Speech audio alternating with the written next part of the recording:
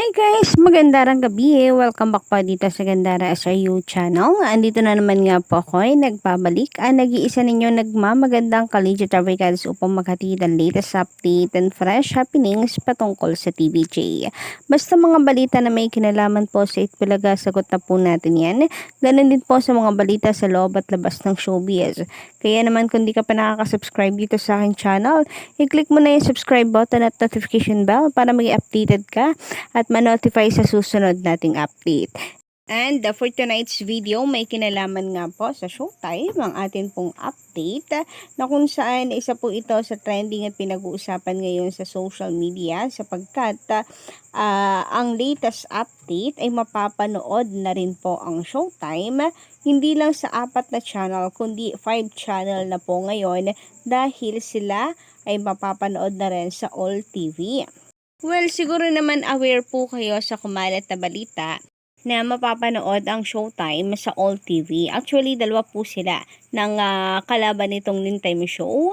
Walang iba kundi ang Itbulaga na mapapanood daw sa All TV. Pero kanina, naging malinaw na po sa lahat na Showtime ang siyang tunay na mapapanood dito sa OLED TV. Kaya nga meron pong, nung pumutok yung balita na kasi nga umere na po sila sa All TV ngayong araw, ay sabi nila ang dami nagulat. Akala daw nila Itbulaga mapapanood sa All TV. Pero, no atin pong i-vlog ito kagabi, hinggil po sa Itbulaga All TV. Ang dami po nag-comment na hindi sila sang-ayon sapagkat makamasayang lamang din at ayaw nilang matulad ang Itbulaga sa Showtime na ang dami pong network na naghahati-hati sa revenue. So, okay na daw po ang Itbulaga sa TV5, at least ay walang gasino kahati, RPTV lang, unlike sa Showtime na ngayon 5 na sila. Samantala, ang mga tape defenders din, mga collegiate records ay busy din para ipakalat po ang balita. Sabi nga po niya dito, Showbiz News, mapapanood na mula ngayong araw, June 17, 2024, ang number 1 noontime show na It's Showtime sa All TV. Taliwas ito sa mga pinapakalat na fake news ng ilang page at vloggers ng AAT, ipapalabas sa All TV noontime slot. Mapapanood na sa 5 channels ang Showtime. Ito ay ang GMA Network, GTV, A2Z, Kapamilya Channel, at All TV. And mukhang nakikimadlang people nga po sila, no, mga kadarikads. Kaya naman ang ilan po sa mga legit darikads ay natatawa na nga lamang po sa kanila, mga tape defenders, sapagkat ang layo na po ng All TV at Showtime sa kanilang sinusuportahan na Tape Inc. / GMA Network. So sa pangalan pa nga lamang daw, alam mo na ang dapat po nilang linya, Tape Everyday Defenders. Pero ano daw po ang nangyari? Bakit nakikisawsaw daw po dito? Kailan pa daw naging GMA ang All TV? At kailan na pa daw naging Tape Inc. ang Showtime. At talagang sila pa ang nangunguna at sila pa ang lakas makapagbigay ng kanilang reaksyon. Na supposedly wala na po ito or labas na ito sa kanilang linya. Anyway, eto nga po mga collegiate records, just in after 4 years muling mapapanood ang It's Showtime sa Channel 2 via OLED TV. Ang tagal na rin pala, no, mga kadarikads, 4 years na din. Pero biruin nyo yon, kahit lagi pong nangunguna, malaki ang agwat ng ratings po ng Itbulaga sa Showtime, 4 years, andyan po sila matatag, hindi po gumive up. Kaya naman naniniwala din po ako na yung ratings na yan, numero lang yan. Kung matatag ang Showtime na sila ay nangungulelat sa loob ng 4 na taon, hindi nga lang 4 na taon no? Paano pa po kaya ang Itbulaga na 4 na dekada na? Collegiate records. So, sobrang dami na po nilang pinagdaanan, sobrang dami na po nilang naging experience, kadarikads. So, mas matatag at mas matibay, mas malakas ang Itbulaga. Kaya ang masasabi ko lamang po sa mga nanghihina ngayon pa lamang, mabilis pong madala sa sinasabi lalong higit ng mga tape defenders, lagi niyo pong tandaan na Itbulaga yan. Kulang pa rin ang tanghalian ng mga Pilipino kung wala po ang Itbulaga.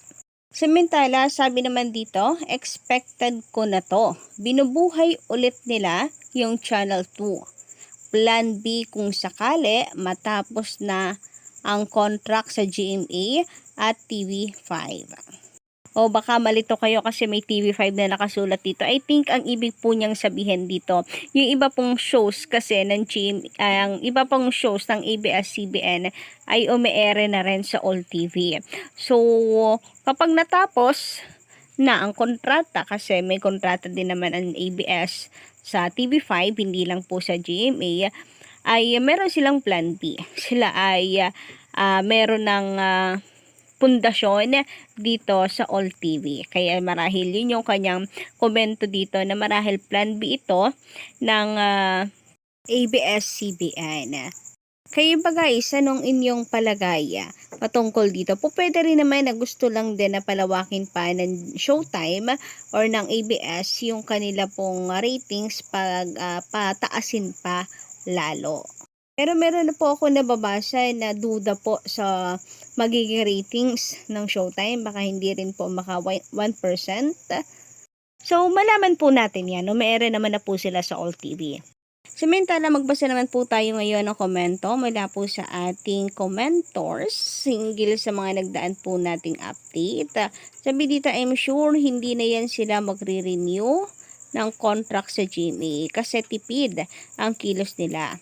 Hindi sila basta-basta makapag-promote or ang makapag-promote ng mga kapamilya show dahil conflict sa GMA show. So, isa pa rin po ito sa nakikita rin po ng iba na parang hirap na hirap din po mag-adjust ang mga Showtime host. Isa rin po sa nakikita nila na disadvantage ng collaboration po ng Showtime sa GMA network.